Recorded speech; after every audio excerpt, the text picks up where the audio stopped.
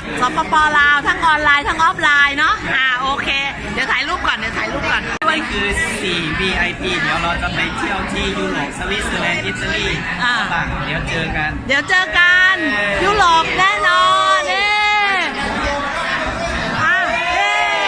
มาเรารวมมือกันเราทำได้มา1 2 3เราทำได้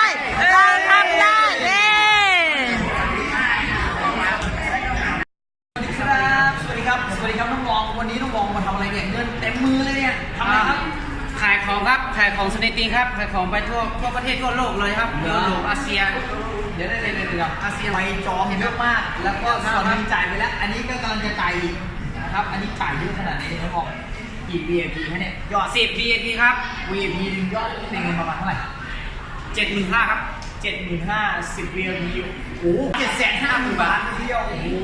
อันนี้คือออเดอร์วันนี้ใช่ไหมออเดอร์วันนี้ครับแล้วมาเดินมีออเดอร์แบบนี้มาประมาณนานแค่ไหนครับเกือบปีแล้วครับเกือบปีสุดยอด